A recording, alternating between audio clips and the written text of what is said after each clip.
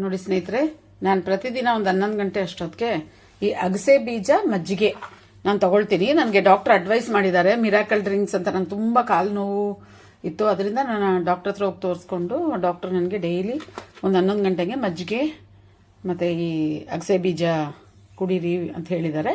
But ಇದು powder ಮಾಡಿ ಇಟ್ಕೋಬಾರ್ದು, ಆಗಾಗ ಫ್ರೆಶ್ ಆಗಿ ಪೌಡ್ರ್ ಮಾಡಿಕೊಂಡು ಮಜ್ಜಿಗೆಯಲ್ಲಿ ಮಿಕ್ಸ್ ಮಾಡ್ಕೊಂಡು ಕುಡಿಬೇಕು. ತುಂಬ ಒಳ್ಳೇದು ಆರೋಗ್ಯಕ್ಕೆ. ಕ್ಯಾನ್ಸರ್ ಅಂತೂ ಹತ್ರನೇ ಸುಳಿಯೋದಿಲ್ಲ ನಮ್ಮ ಹತ್ರ. ಸೊ ಅದನ್ನ ಹೇಗೆ ಮಾಡೋದಂತ ತೋರಿಸ್ತೀನಿ ಬನ್ನಿ.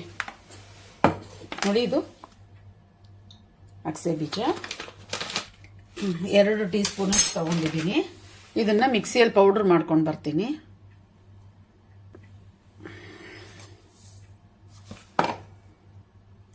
ನೋಡಿ, ಅಗಸೆ ಬೀಜ ಪುಡಿ ಮಾಡ್ಕೊಂಡು ಬಂದಿದ್ದೀನಿ. ಇದಕ್ಕೆ ಮಜ್ಜಿಗೆ ಹಾಕೊಂಡು ಕುಡಿಬೇಕು.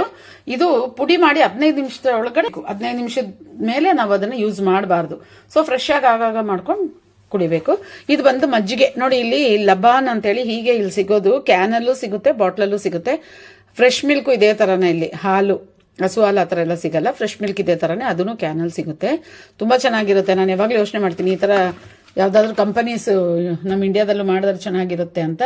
ನೋಡಿ, ಮಜ್ಜಿಗೆ ಗಟ್ಟಿ ಇರುತ್ತೆ. ನಾವು ಬೇಕಾದ್ರೆ ನೀರು ಹಾಕೋಬಹುದು. ನಾನು ನೀರು ಹಾಕೊಳ್ತೀನಿ. ನೀರು ಹಾಕೊಂಡು ಉಪ್ಪು ಹಾಕಲ್ಲ, ಹಾಗೇನೆ ಕುಡಿಬೇಕು. 1 ನಿಮಿಷ. ನೋಡಿ, ನೀರು ಹಾಕ್ತಾ ಇದ್ದೀನಿ ನಾನು. ಪೂರ್ತಿ ನೀರು ಹಾಕಿ ಮಿಕ್ಸ್ ಮಾಡಿಬಿಟ್ಟು ಇದು ಅಡೆಯಲ್ಲಿ ಕುತ್ಕೊಂಡ್ಬಿಡುತ್ತೆ. ಸೊ ಚೆನ್ನಾಗಿ ಕಲಸಿ. ನೋಡಿ, ಈ ಥರ ಔಷಧೀಯ ಗುಣಗಳಿರೋ ಅಂಥದ್ದು. ಸೊ ಏನು ನಮಗೆ ಸೈಡ್ ಎಫೆಕ್ಟೋ ಮತ್ತು ಇನ್ನೇನೋ ಅಪಾಯನೋ ಏನೂ ಆಗೋದಿಲ್ಲ. ನಾನು ಕುಡಿತೀನಿ. ನೀವು ಬೇಕಾದ್ರೆ ಡಾಕ್ಟರ್ ಸಲಹೆನ ಪಡೆದು ನೀವು ಕುಡೀರಿ. ತುಂಬಾ ಒಳ್ಳೇದು, ಕ್ಯಾನ್ಸರ್ಗೆ ತುಂಬಾ ಒಳ್ಳೇದು ಅಂತ ಹೇಳ್ತಾರೆ. ಇದರಲ್ಲಿ ಅಗಸೆ ಬೀಜ ಅಂದ್ರೆ ಅದರಲ್ಲಿ ಎಷ್ಟೊಂದು ಗುಣಗಳಿದೆ. ಸೊ ದಯವಿಟ್ಟು ನೀವು ಟ್ರೈ ಮಾಡಿ, ಹೇಗಿದೆ ಅಂತ ಹೇಳಿ. ಓಕೆ, ಬಾಯ್.